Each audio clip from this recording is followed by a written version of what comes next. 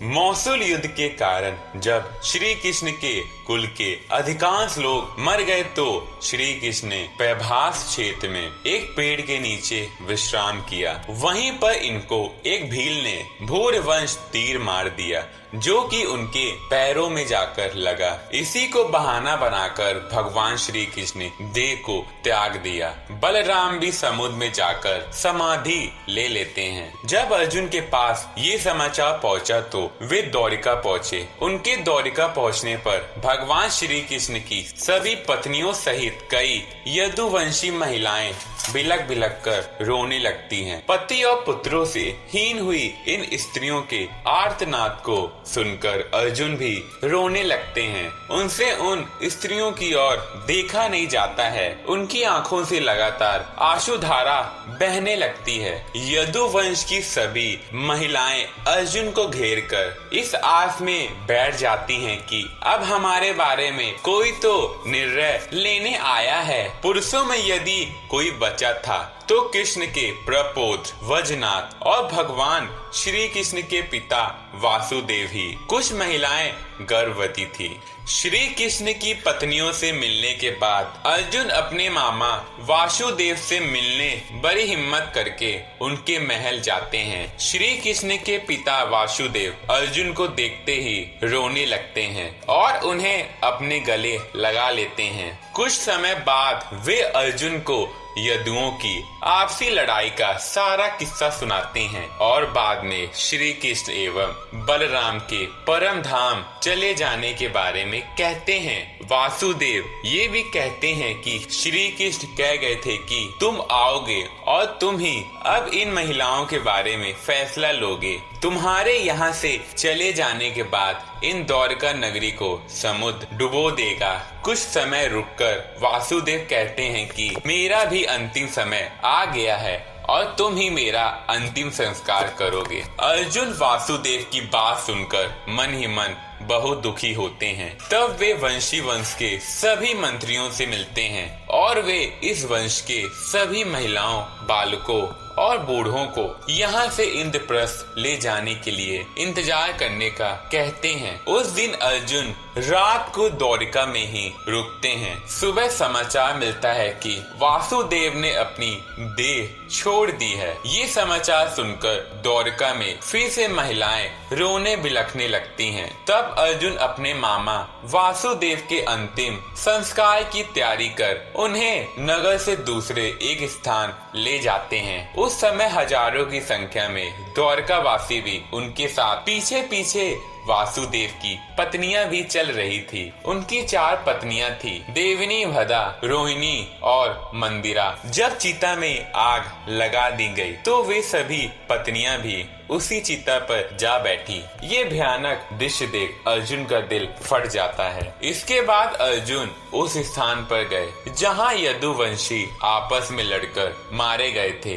वहाँ कई संख्या में वीरों के शव पड़े थे। अर्जुन ने सभी का अंत्येष्टि कर्म किया और 7वें दिन प्रेत विधि कर्म करके अर्जुन सभी यदुवंशियों के साथ वहाँ से निकल गए। उनके साथ ऊंट, घोड़े, बैल, रथ आदि पर सवार यदुवंशियों के साथ ही भगवान श्री कृष्ण की 8 पत्नियां भी थी। साथ में श्री कृष्ण का प्रपौत्र वज्रनाथ भी था।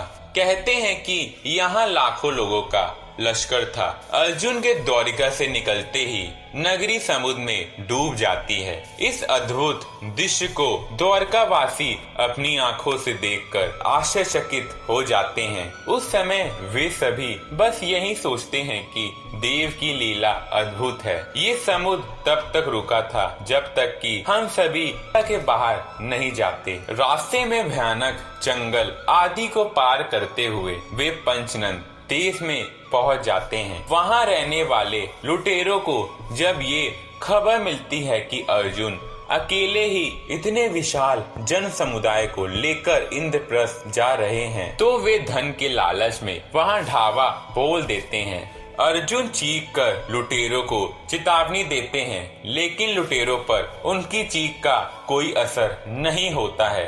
और वे लूटपाट करने लगते हैं। वे सिर्फ सोना चांदी आदि ही नहीं लूटते हैं, बल्कि सुंदर और जवान महिलाओं को भी लूटते हैं। चारों ओर हाहाकार मच जाता है। ऐसे में अर्जुन अपने दिव्य अस्त्रों का प्रयोग करने के लिए स्मरण करते हैं, लेकिन उनकी स्मरण शक्ति लुप्त हो जाती है। कुछ ही देर में उनके तरकश के सभी बाण भी समाप्त हो जाते हैं। तब अर्जुन बिना शस्त्र से ही लुटेरों से युद्ध करने लगते हैं, लेकिन देखते ही देखते लुटेरे बहुत सा धन और महिलाओं को लेकर भाग जाते हैं। इसे देखकर अर्जुन बहुत दुख होते हैं। वे समझ नहीं पाते हैं कि क्यों और कैसे मेरी अस्त्र विद्या लुप्त हो गई। जैसे तैसे अर्जुन यदुवंश की बची हुई महिलाओं व बच्चों को लेकर इंद्रप्रस्थ पहुंचते हैं। यहाँ आकर अर्जुन भगवान श्री कृष्ण के प्रपोत वश को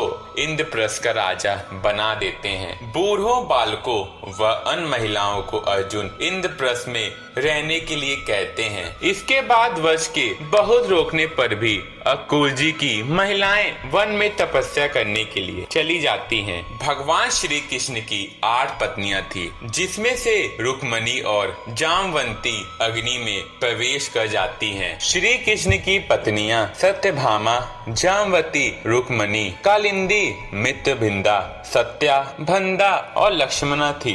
भगवान कृष्ण के वंश के बचे हुए एकमात्र यदुवंशी और उनके प्रपोत वश को इंद्रप्रस्थ का राजा बनने के बाद अर्जुन महर्षि वेदव्यास के आश्रम पहुंचते हैं। यहाँ आकर अर्जुन ने महर्षि वेदव्यास को बताया कि श्री कृष्ण, बलराम सहित सारे यदुवंशी कैसे और किस तरह समाप्त हो चुके हैं। तब महर्षि ने कहा कि ये सब इसी प्रकार होना था, इसीलिए इसके लिए शोक नहीं करना चाहिए। अर्जुन ये भी बताते हैं कि किस प्रकार साधारण लुटेरे उनके सामने यदुवंश की महिलाओं का हरण करके ले गए और वे कुछ भी ना कर पाए। इसके बाद किस तरह श्री कृष्ण की पत्नियों ने अग्नि में कूदकर जान दे दी और कुछ तपस्या करने वन चली गईं। तो दोस्तों, इस प्रकार भगवान श्री कृष्ण की पत्नियों की मृत्यु हुई।